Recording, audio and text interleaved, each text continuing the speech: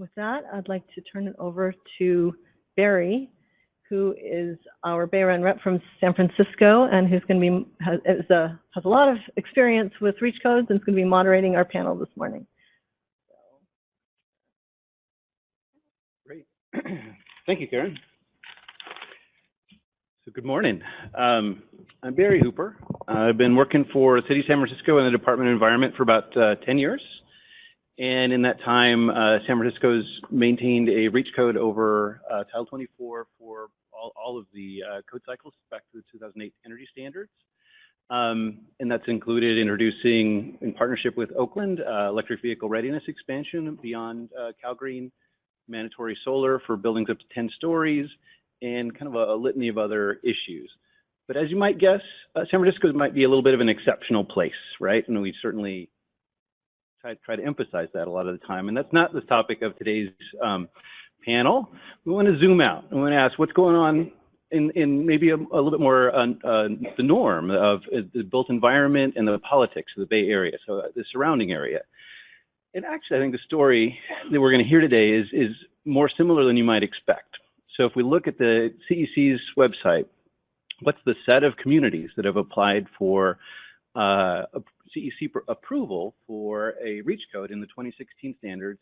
There have been 18 communities statewide that have made that application, and 14 of them are located here in the Bay Area. So there's really a concentration, and that's actually a huge growth from the past code cycle. So for the 2013 standards, there were 6 communities statewide, and only a couple of us in the Bay Area. So it's been a huge growth in support from some of the organizations that Karen shared with us, particularly, I think, the BayREN and the statewide codes and standards team.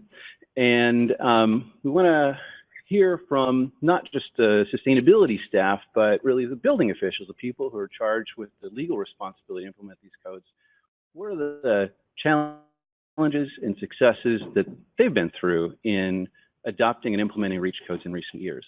So we're going to have 3 panelists, and I'd like to ask you each to come up. I'm going to be joined by Karen Kinser, Deputy Director of Public Works for the City of Brisbane.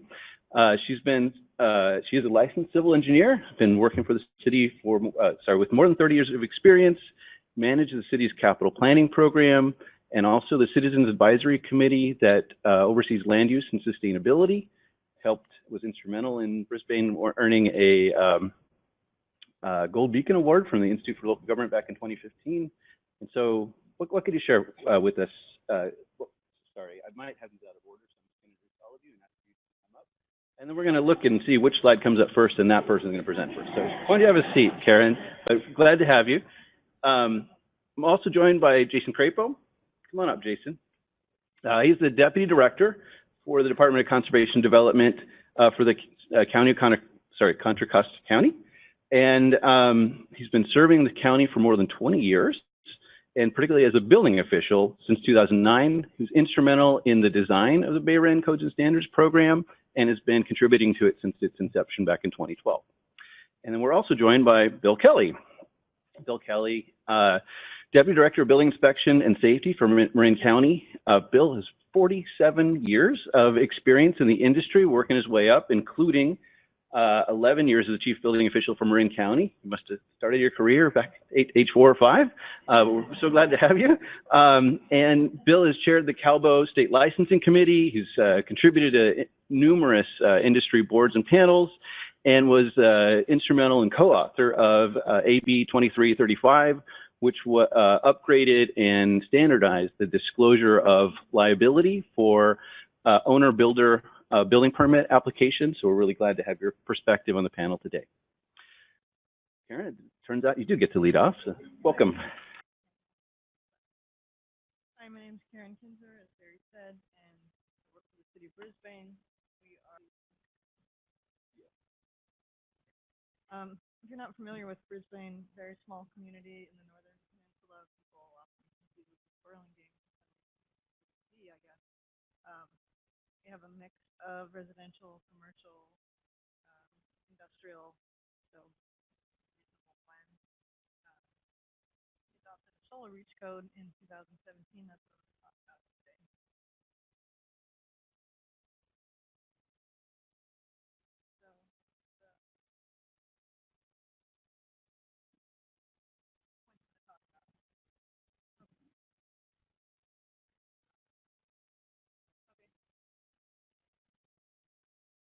background. This reach code opportunity came about because San Mateo, we followed along with the city of San Mateo, and they'd adopted the solar reach code. So the goal was for the city energy conservation and the use of renewables versus fossil fuels. Um, there definitely was a culture that made it possible and made it pretty easy actually to adopt the code. We have actually a full-time sustainability staff person. We have an active sustainability citizen advisory committee, and that's been around for 20 years, and just council members very positive and asking for things like this and wanting to forward on sustainability. That has to do with getting the Beacon Award. Um, that motivated them and kind of got things moving. So we had, back in 2007, a green building ordinance subcommittee. So that was planning commission, staff, and then the sustainability committee working together, and we adopted some build agreed standards for residential and LEED silver for commercial construction of a certain size. And so that kind of built some momentum. That committee started meeting again in 2015, but then didn't get anywhere with reach codes because the 2016 Title 24 was coming out, and kind of weren't ready, but it created momentum. Climate action plan is consistent with adopting such a code. And what I learned in this process, I'm in a public works department, but our planning department staff kind of carried this ordinance through.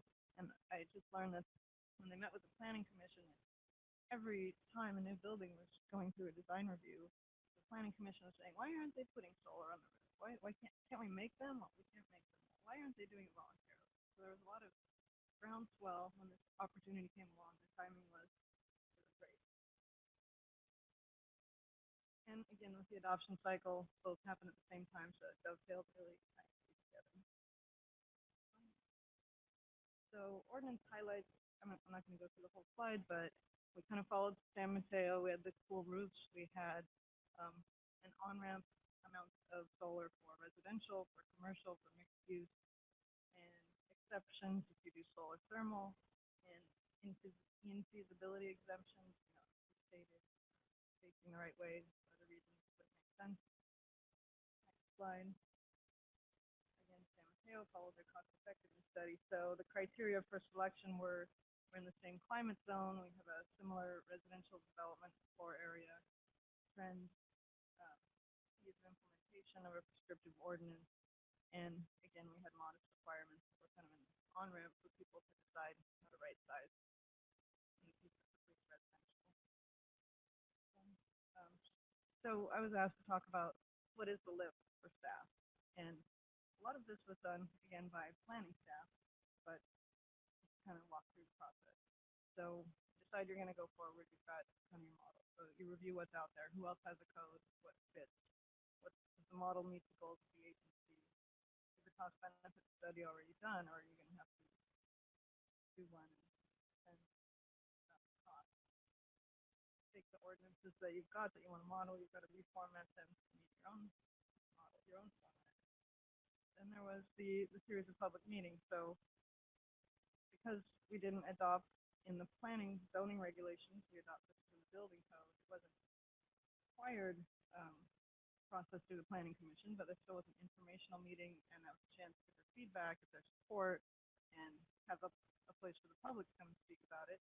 And then sustainability citizen advisory committee, open space and ecology, also got to meet and review and get informed and offer feedback with another public opportunity. And then when we got to council, there had been chances for public input, and then there was that public hearing. And all the way through that process, we didn't get any opposition, which was amazing, I guess. So it was adopted, and then there's a little bit more staff lift even after that. We did outreach with an article in our local newspaper to publicize. Social media would also be a good place to do that. We updated our building web pages, solar web pages, and we have building planning handouts for contractors and the public. And then the staff, I have to say training in quotes because we're small, so it wasn't formal training, but you want to get the word out to staff. Since then, we've started an internal staff newsletter that's quarterly. So something like that in there. It'd be a great place to do that. And then there's still other little cascading maybe activities. One big thing was to amend our height exception ordinance. So we had issue with people wanting to put solar on existing buildings, and it has just been kind of a bog down for them because now they've got to figure out what the height, if their building is below the maximum height allowed in their zoning district to begin with, so they've probably got to get a surveyor when you normally don't put solar on your roof. And then if you are above the height limit, you've got to go through a variance process with the planning commission. It's like kind of overwhelming. So this height exception ordinance then streamlines that and makes it a lot simpler. We also considered impacts such as to tree removal ordinances. Now, you're going to maybe let someone remove a tree that they didn't if they want to put solar on. So, cascading effects that you need to think about. Slide. So, lessons learned at our staff, our council, our influencers, we're all really motivated to do this. But if you're not in that situation, you've got to get them educated. At some points, we were hearing, an example was we were looking at doing solar in our city hall, and we were looking at a power purchase agreement. And our council that, why aren't we getting bids on that? I'm not really sure. And then after they came back from the League of Cities, they were like, why aren't we doing power purchase agreements? Find the right way to educate them. Find a nexus with your champions. What's in it for them? What's their priority? Win over the right people first. And then in a smaller agency, I think for us, there was an advantage to knowing the landscape, working between departments, being able to have those communications, knowing who the other staff people were that were involved. So, and just to close, looking forward, the city is doing a couple more things related to forest planning, hoping to do a couple more things related to REACH code. One is working on a building energy and transparency ordinance that's energy and water for commercial.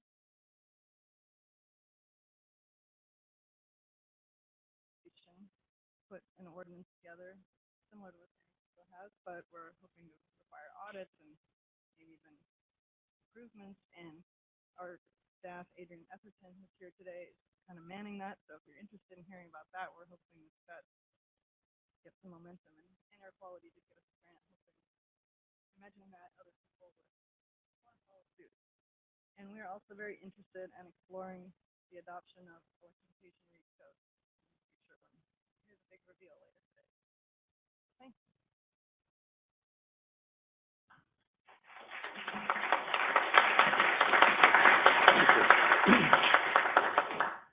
Thanks, Karen. Jason?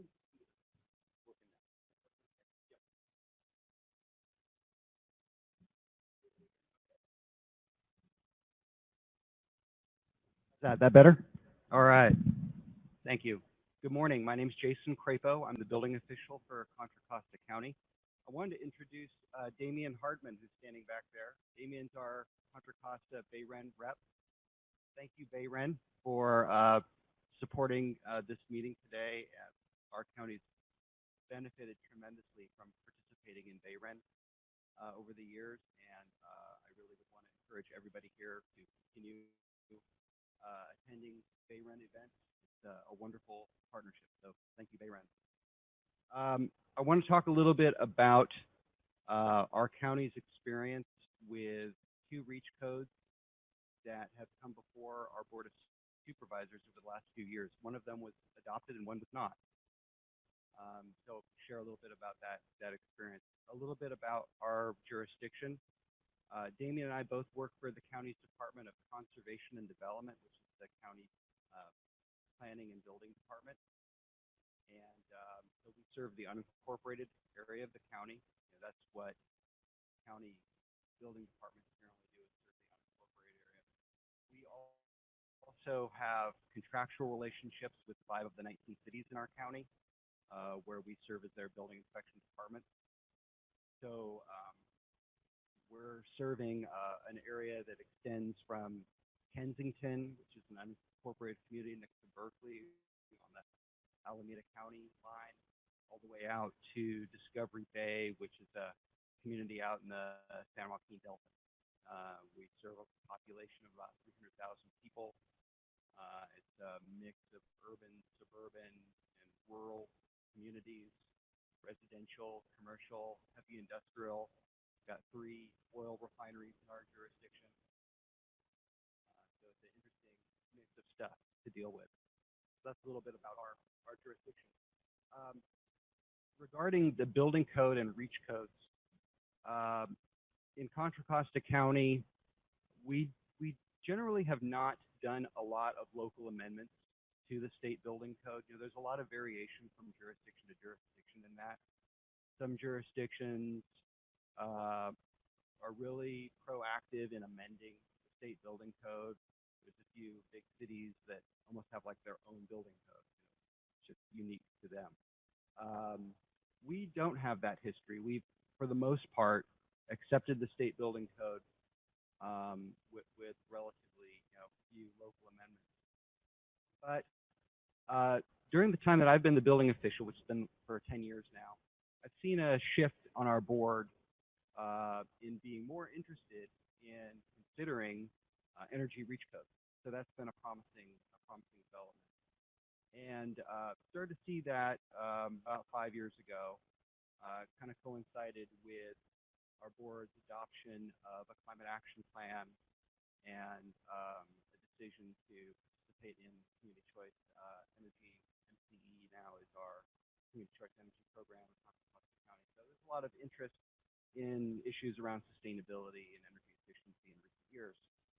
And so during this period of time in the last few years, we had 2 reach code proposals that were both initiated by members of our board. They asked us to develop something and bring it forward to the full board for consideration.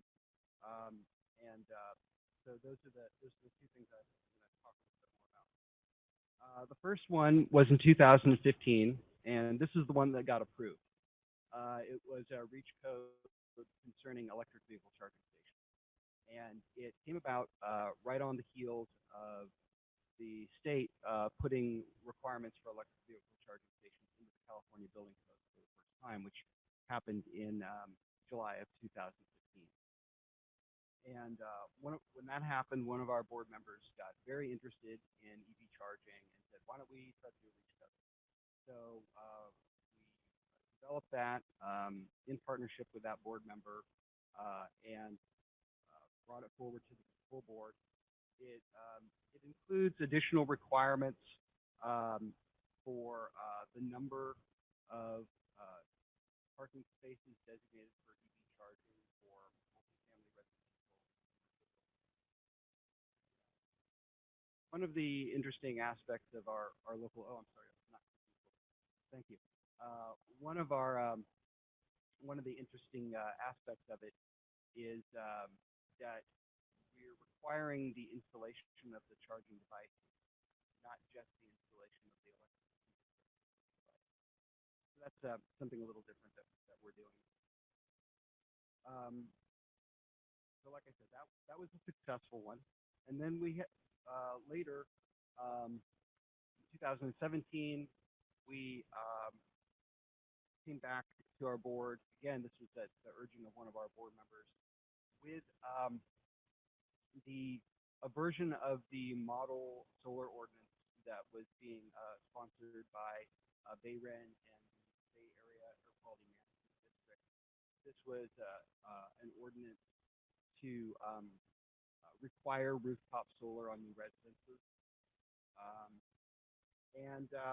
So we brought this one forward, and it did not get approved, and that's because our local building industry association got active on this issue and persuasively argued to a majority of our board members that this was going to have a negative impact on housing construction, that the added cost of installing the solar was going to have a negative effect on housing construction, and basically encouraged our board to just wait for the state to insert rooftop solar requirements into the California Building Code. And so they were effective and persuasive in making that case, and the ordinance did not get approved when it came before our board. So what lessons have we learned from this experience? A couple things. So my first point here is acceptance of breach codes may be less predictable in the absence of public outreach. We didn't do very much public outreach for either of these. You know, looking back on it, I think we should have done more. Certainly, when you bring something to your board of supervisors or your city council, you know, it's always nice to have some sense of what's happen when you do that. And one way of getting a better read on that is to do more public sense of what the key stakeholders think about it and what kind of positions they're going to take. We didn't do that because our people wanted to move quickly, and from a staff perspective, it was a lot less work not to have to do a bunch of public meetings and outreach and all that. But in hindsight, it probably hindered our success, or at least hindered our ability to know what would happen with that from the board. My next point is that, you know, if we had done more outreach, would it have improved the odds of success? I'm not exactly sure. We would have probably known better what was going to happen, but it may not have resulted in both of these proposals being adopted. And on the EV charging one, you know, it did get adopted. We didn't do a lot of public outreach. Had we done more public outreach, maybe we would have provoked more opposition too. So I'm not sure doing more public outreach would have actually increased the odds. And then one last point that I've noticed in the last few years, I would say in particular, there's definitely a trend emerging towards deregulation, say, you know, coinciding with the growing issue of lack of housing supply in California, Bay Area. So that's something that's kind of a countervailing force. You know, you've got on one hand the interest in sustainability and energy efficiency is propelling a lot of research that are reach those. On the other hand, this force that's kind of moving in the other direction of let's reduce the rules for housing so that we can build more housing. So I think that's just something to be aware of, and something you may have to contend with as a counter argument.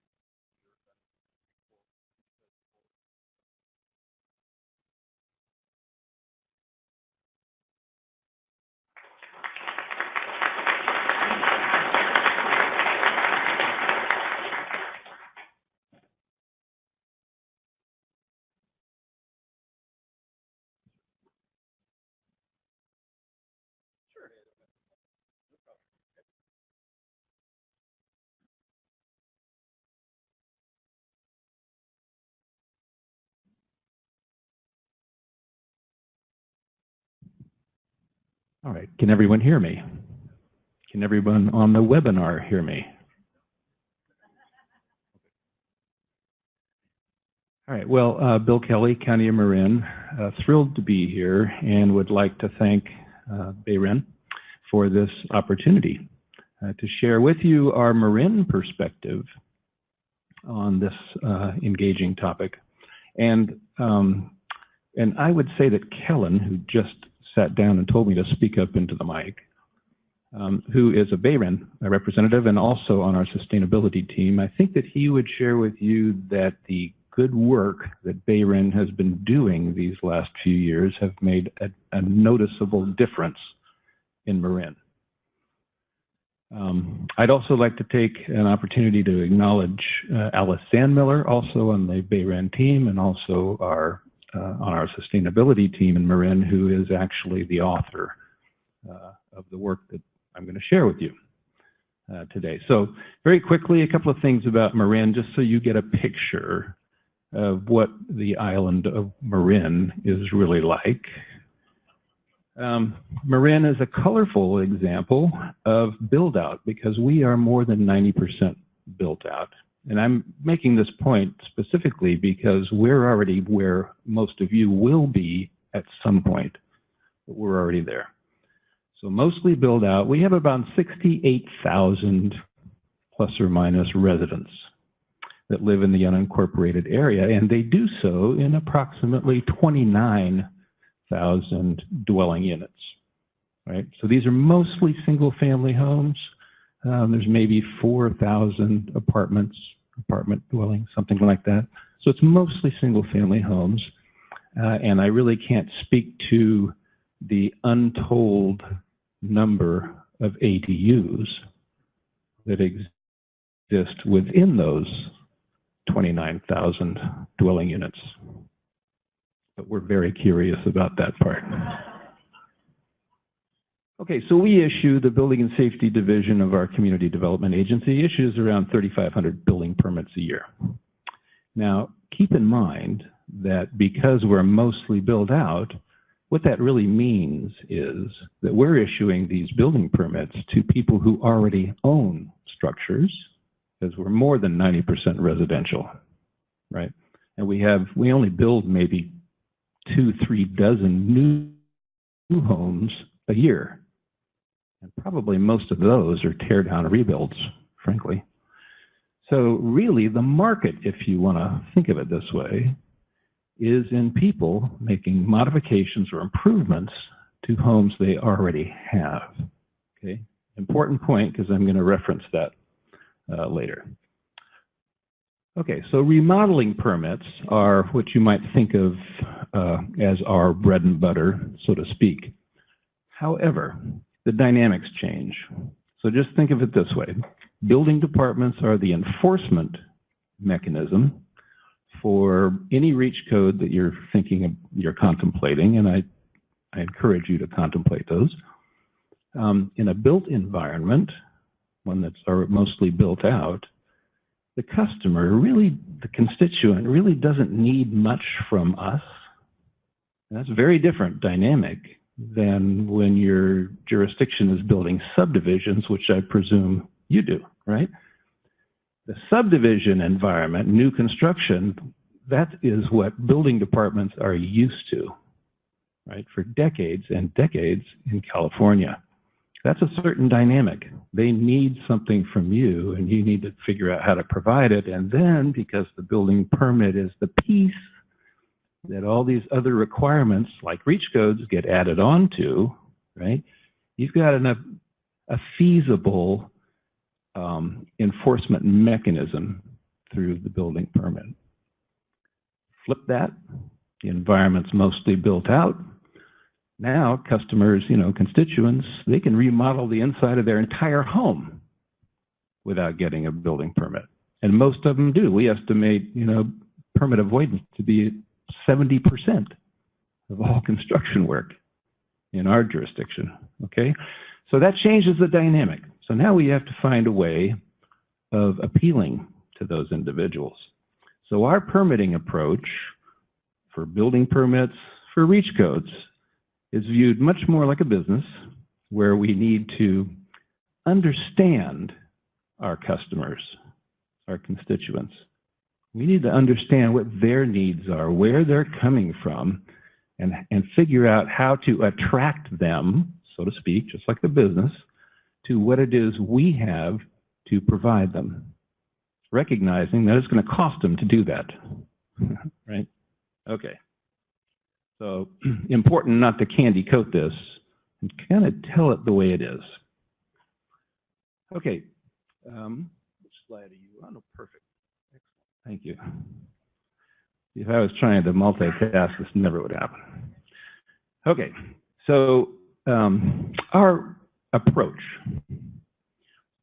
to reach codes for this purpose, or probably any reach code, is really designed to be simple. I mean, simple. Critically simple. Easy and flexible, because we recognize that every single one of our constituents has their own lives, their own priorities, and we're trying to get their attention. Hey, look at this cool thing that we're doing, and we need to be able to get a little piece of their awareness to communicate to them. So it has to be like super simple, super easy and flexible, allow them to adapt it to what their needs are, instead of trying to tell them you need to do it this way. Connected to the larger picture.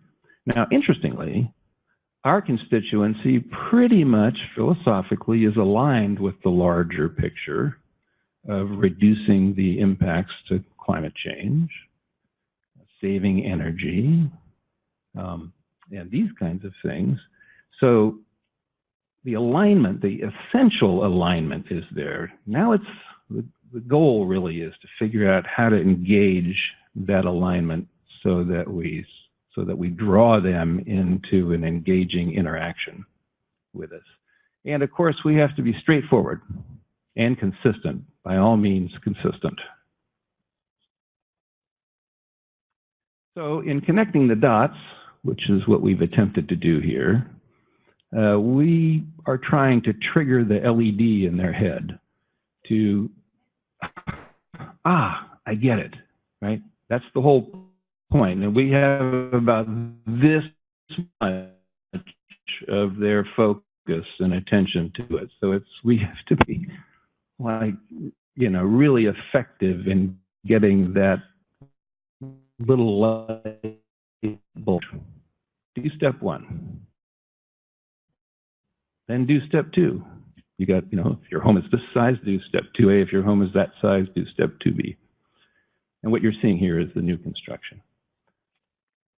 And then you've got this step 3, which is for all projects, which is EV readiness. Now, I should point out something. We've had reach codes in Marin starting in 2002, I think, which was focused just on energy. And then later, building. And then at some point, after Alice came on, I think, we started asking the duh question, well, why are we having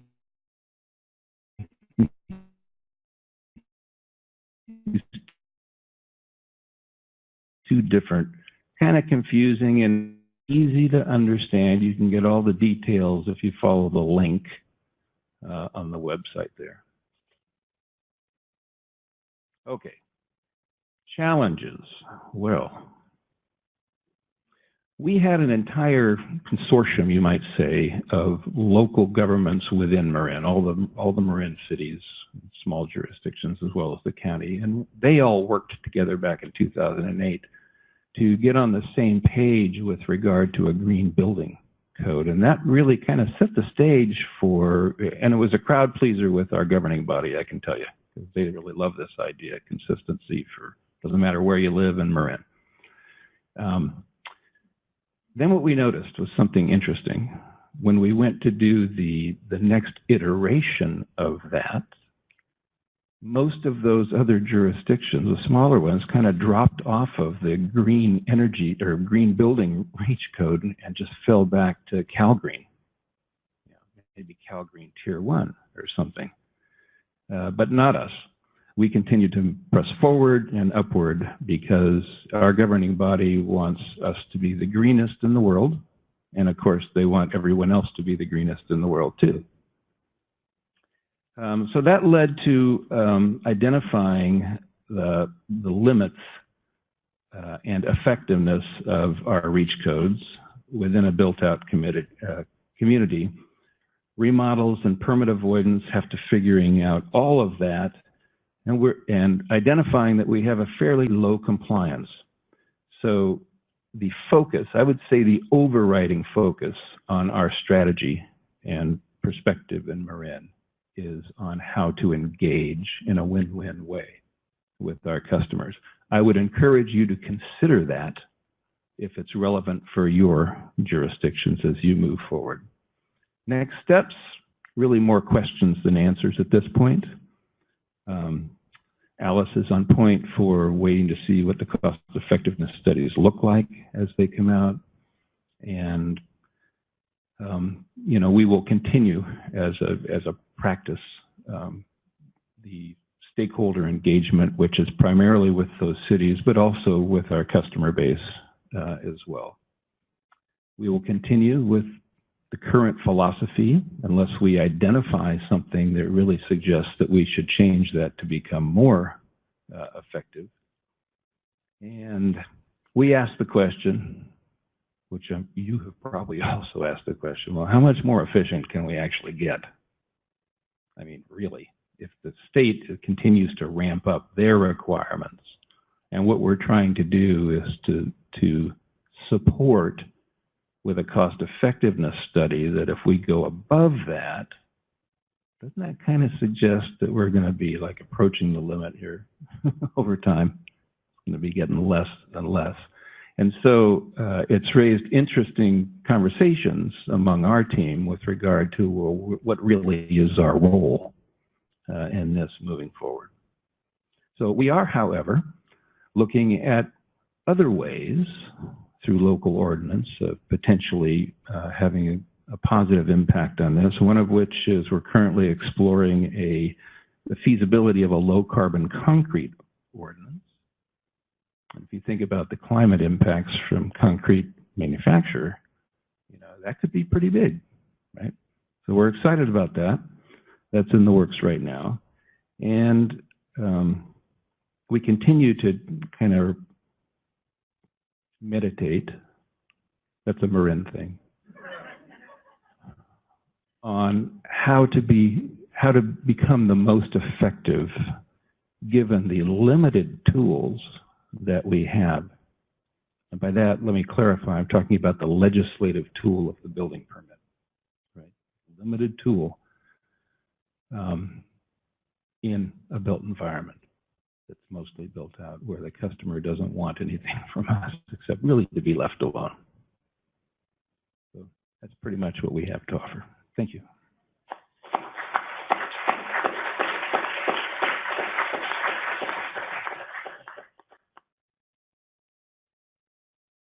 Thanks very much. That was fantastic. It's not break time. Please ignore the top line of the slide. We're actually here to time to grill each other a little bit. Do we have an interim slide? Just a refresher, if you needed to see anything again. Awesome. All right. Thanks very much, Rachel. So, you know, we have an intro of some varying perspectives today and a little bit of some of the lessons learned and challenges. And maybe I wanted you kind of started to explore, Jason, that you've had a big win and a situation that didn't succeed, right? And what I'm wondering is, in either of those processes, did you get feedback from any stakeholder that influenced your technical thinking? In other words, that it would be helpful to incorporate in the design of policy suitable for Contra Costa County?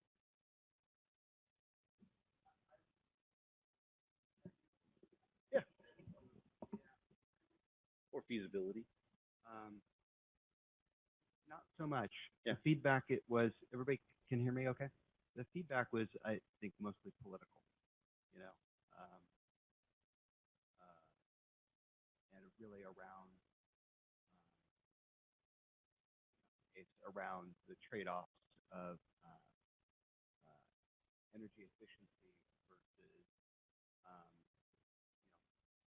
perceived cost of additional regulation. So that was the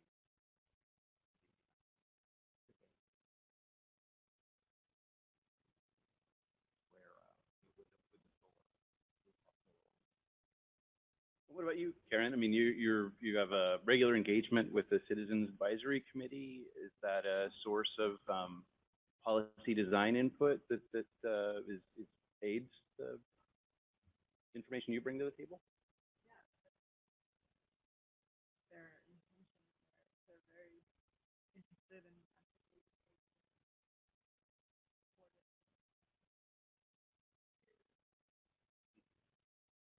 Is there anything that you think other communities might do differently, or that is a key lesson learned in that process? sustainability citizen advisory committee. It's kind of nice that we do and speak to things. But one thing I didn't mention is you're not sure where your principals, where your council, or your board is going to be, I think I had it in my slides, but I didn't talk about it, is that we do use the subcommittee process. So you'll talk to a smaller group in a smaller setting, you can go into more detail, and then they'll champion it to the rest of the council and board. Got them on your side before they hear the opposition. And that can be a tool if you're not sure how. That might be something we have in common as with our city hat on in San Francisco. We definitely gain a lot of input from our code advisory committee, and that's sustainability related information, but also the interaction and avoidance of conflict among different code amendments. How about you, Bill? Like, so your team, you're working with a wide array of local governments potentially simultaneously. Is there an analog there where the building officials are getting together to kind of weigh in and inform your process, or is there a way to leverage their input? Well, leverage, probably not, because they're all very unique and distinct and individualistic. In fact, I would say the relationship of the local governments within Marin to the county is very individualistic, right? And they take pride in that. So Alice is closer to the networking side of this. But I would say that it's very important that what we do is to continue to maintain that communication link, right? Where we see challenges is when the balance of that group wants to go one direction, such as easing off on a reach code, and let's just go with Cal Green, Tier 1, for example, right? And the county of Marin is, no, that's not good enough. We want more. So the dynamic, I would say, is generally in the form of how can you step up, so that we can have consistency, because I think all of the governing bodies within the county would like that consistency for their constituents. And is the county's climate action plan a significant consideration, or is it primarily the direction of the stakeholders that's really giving that feedback to you? Well, I think the county's climate action plan definitely is a consideration and an influence in the overall conversation, for sure. But I think it's more I think the politics of individual jurisdictions is really kind of the controlling piece. That's where I see the real work in needing to be done. And let me just underscore, I think that everyone in Marin, not everyone, but in general, Marinites tend to be very supportive of this topic in this direction. Right? It's only when it comes down to, well, what does that actually mean that I have to do, is where it starts to change. So Bill, in your presentation, you raised the philosophical question, right? Of where are we going, or how efficient what should we be aiming for? I was wondering if you would like to comment on that, Karen and Jason. Do you have a perspective about, is there a certain number of code cycles that we're likely to be having this conversation in, or an endpoint, or what's your take? Do you want to go first, Karen? Out of my sphere, but Marin is ahead of us, so that's with the electrification on renewables. We're excited to get there. Where it's going beyond that, I think, is touched on is existing buildings. And what you guys have done in San Francisco are benchmarking.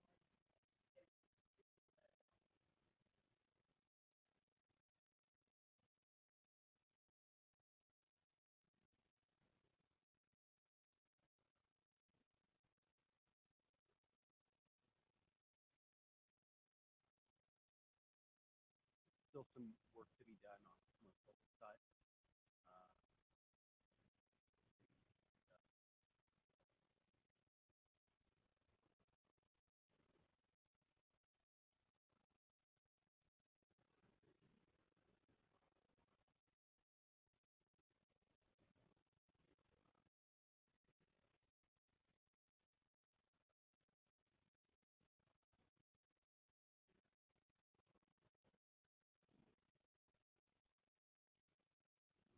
solar, have some battery storage in the building, electric vehicles,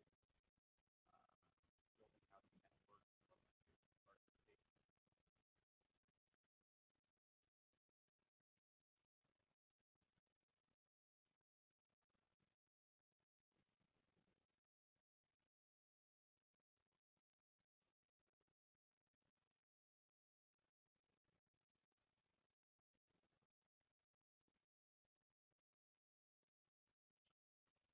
Are there collaborations or what could be done to better support your county's decision making as you explore that topic?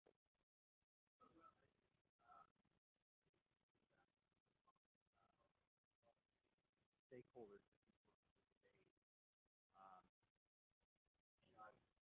Historically, I would say that the forces that might oppose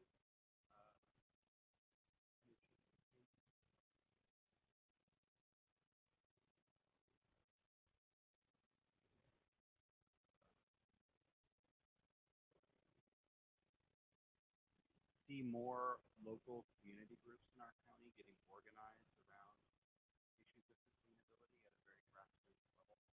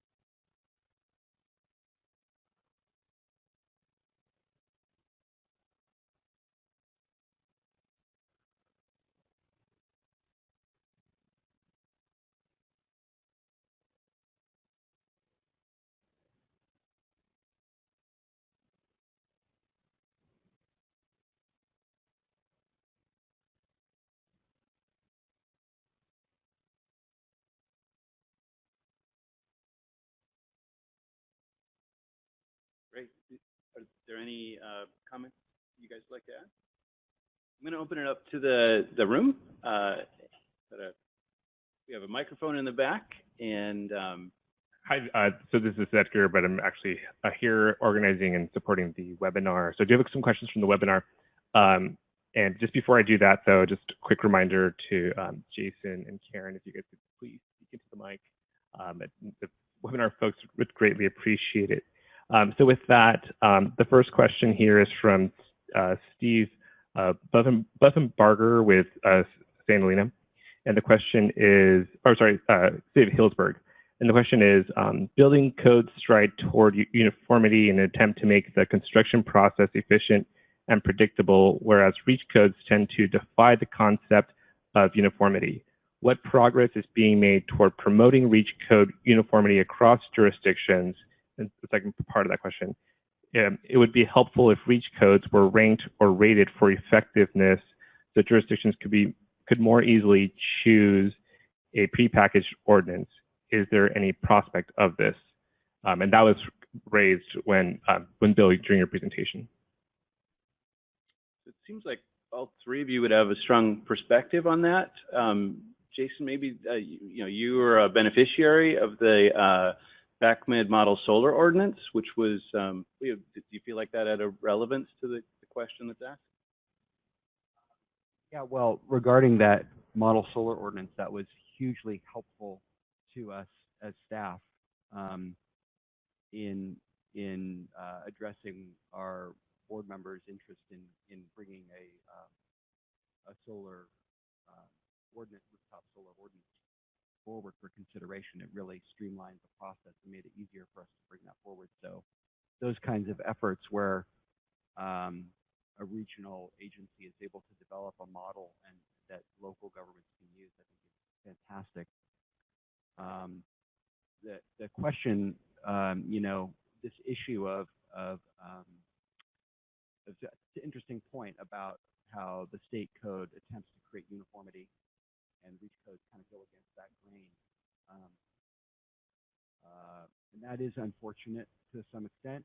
I mean, I think, you know, this is something I certainly see and as it's a real challenge for contractors and developers, right? Is that everywhere they, you know, most contractors who work in the Bay Area, they're working in perhaps dozens of different local jurisdictions, right? And each one of those jurisdictions is going to be a bit different. And even though we have one state building code, different jurisdictions interpret the building code in vastly different ways. And their permitting processes and procedures are vastly different from one jurisdiction to the next. And I'm not sure there's really too much that's going to change that, frankly. And it's just it's kind of the nature of having local control of land use in California, which, you know, we see in so many ways.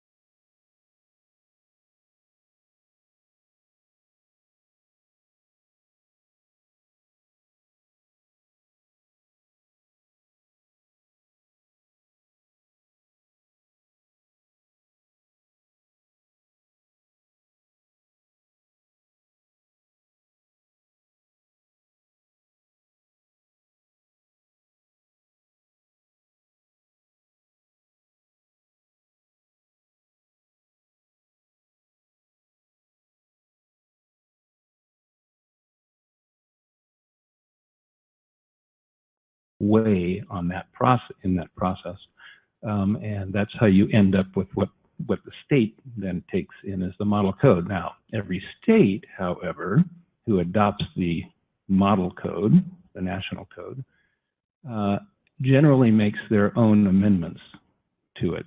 California probably makes the most amendments to it, but still.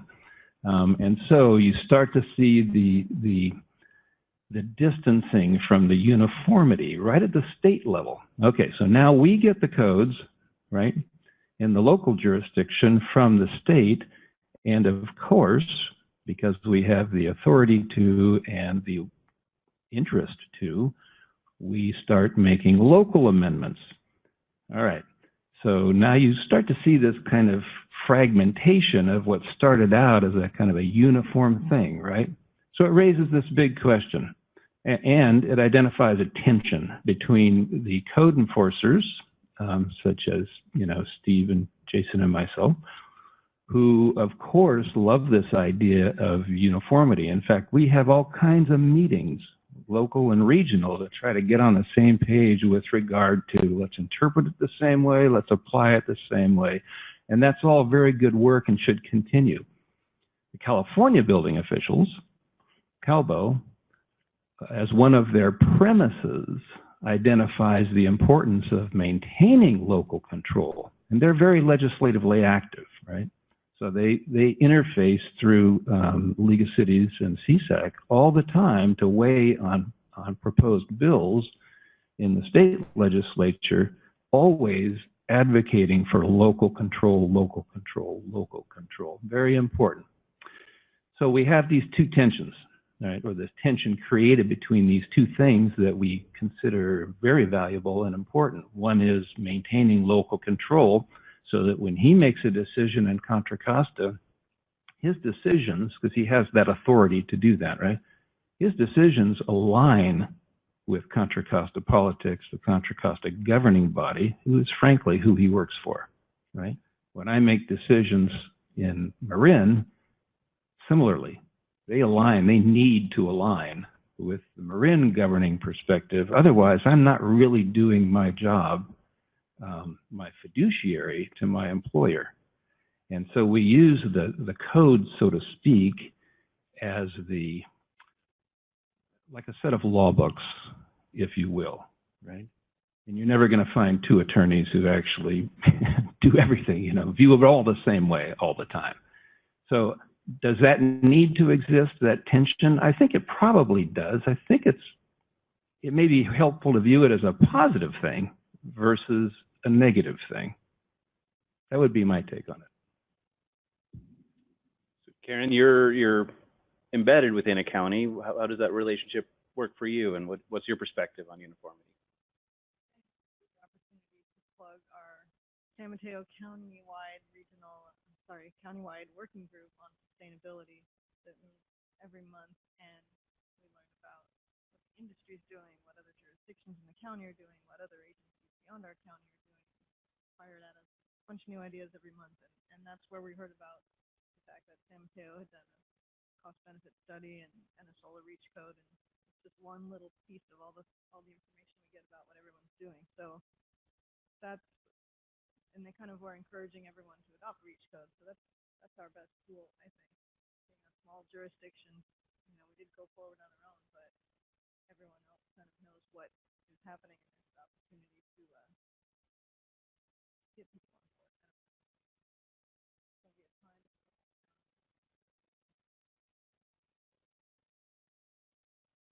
It's a way for us to connect and what's happening. Great point. In addition, that local government leadership really was part of demonstrating for the Energy Commission that it was feasible to require solar on new low-rise construction, so that the adoption of some of the pre-model ordinance policies, as well as the interest in public discussion, in many cases adoption of the model ordinance, was a major factor in their consideration. So you got uniformity by getting to the sustainability goal consistently across the state.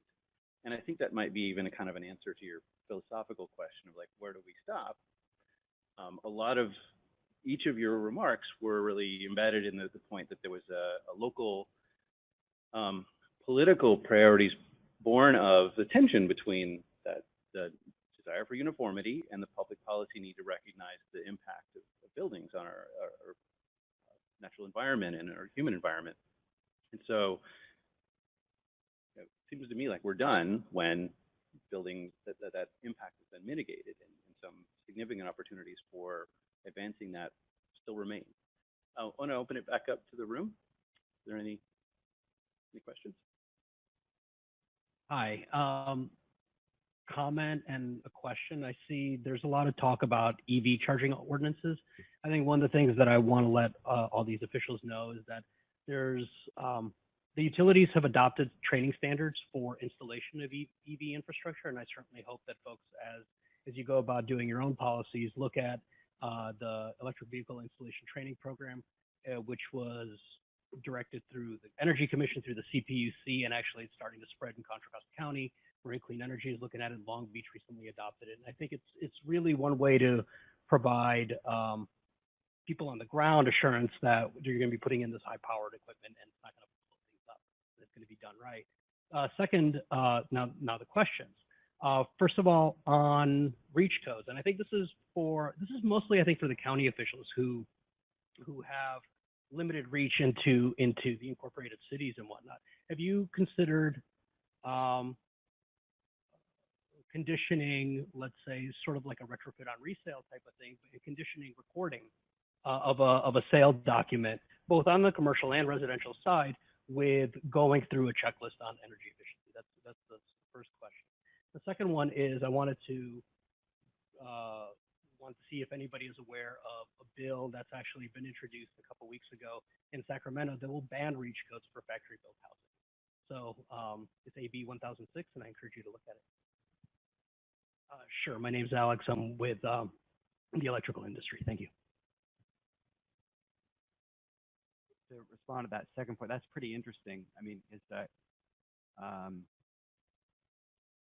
it speaks to this issue of deregulation for housing. I think also the ongoing discussions about accessory dwelling units, ADUs, are going to go in that same direction, where we're going to see a push towards deregulation.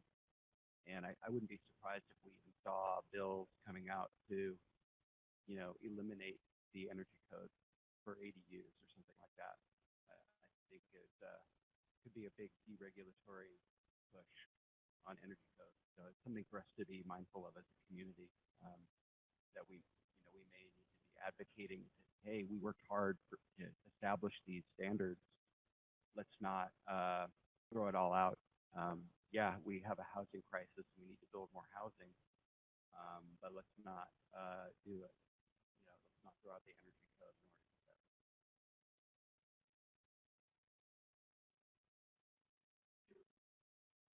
that. Alex, could I ask you to restate your first question, because I got carried away with your second one now. Yeah, I'm thinking sorry, about that got everyone's attention. So you were, specifically that was you, Bill, talking about really your limited ability, both as a county official, that stuff happens within incorporated jurisdictions where you don't have authority. And second, that is you already have a built out community, and most of the stuff that's happening is done either unpermitted because it doesn't have to be, or if it is permitted, it's small scale stuff. So the question is, have you guys considered, or has your board of supervisors considered linking it to the recording of documents with the assessor's office? Because that actually seems to be something that allows you to reach into cities as well. Yeah, okay, really interesting point, because, and the short answer is yes, but the history is we have been looking at, let me put it this way, periodically the topic of resale inspections, mandatory resale inspections within the unincorporated area comes up. Now, I can say that most of the cities or smaller jurisdictions within Marin already have a mandatory resale inspection. So what that means essentially is that when the seller of a home, in order to complete the escrow process to the buyer, has to have an inspection done by the jurisdiction, and they look at certain things. Now, the confusing part of this is that different jurisdictions look at different things. And if they find, unpermitted work or things that they want corrected to comport with code, then that acts as a burden, right? And it hangs the closure of the escrow until those things are addressed, and it becomes a negotiable item between the seller and the buyer. Well, the real estate industry, of course, hates this. Notwithstanding, and that's a powerful influence in Marin, right? I mean, our median price of our homes is, right around $1 million, and so that's a very noticeable. Thank you. That's a very noticeable influence politically. But we do look at it, and Mark Levine, who used to be a resident and is now a legislator, his unhappy incidents with a resale inspection has not helped us, I can say, right? But it is a topic that, I think increasingly we have to look at, when the time is right, and ask intelligent questions about. Francisco's had a retrofit and resale requirements for residential for more than 20 years, and one, it could use an update on the energy side, but definitely. But two, it's a lot more straightforward to both enforce and to explain on the water fixture side. So that, and I think it's been much more effective on that side, in part because of just the diversity of building types that we have, that the appropriate solution isn't always particularly a prescriptive measure given the antiquity and state of and variety of buildings that we have. But what about Brisbane? Have stakeholders considered a retrofit on resale requirement as a policy tool for advancing efficiency or climate mitigation? Residential particularly? At any time. We are. It's not out of the question in our benchmarking and kind of auditing ordinance. Still too early to be determined. We did look at residential and the home energy score, and we kind of decided to focus on commercial because it's a bigger use of energy and greenhouse gas emissions, but it also kind of didn't fit Brisbane. Small homes, 25-foot lots, and that score does more with a typical larger single-family home that has ducted heating and air conditioning, which we kind of don't have. So we looked at it and decided to look at commercial primarily. Not out of the question. All right, well, we'll look forward to what comes out. So we're coming to the end of our panel and to our break time, and I'm just going to leave up a slide that has something to do with uniformity for your consideration during the break, which is, Californians, of course, must enforce Title 24. The IECC is the effort at both informing some of the considerations of Title 24, but more importantly, is the closest thing we have to a national energy standard, an energy code. And it's coming up for a vote this year, and there will be some substantial proposals for improvement in efficiency, leveling the playing field a little bit nationally by advancing energy codes and advancing the IECC, aids us here in California by improving the market for the efficient appliances and systems and techniques that are applied here. And so we just want to encourage you, if you work for a local agency, particularly a building department, but not exclusively, you are eligible, can be eligible to vote in support of advancing energy efficiency in the IECC, provided that you're registered, your organization is registered by March 29th.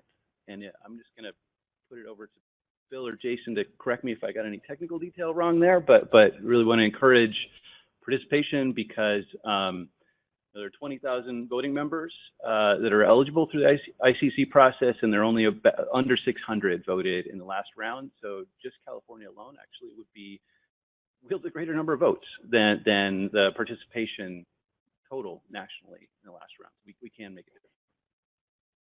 Thanks for your time, and we're going to break for 15 minutes.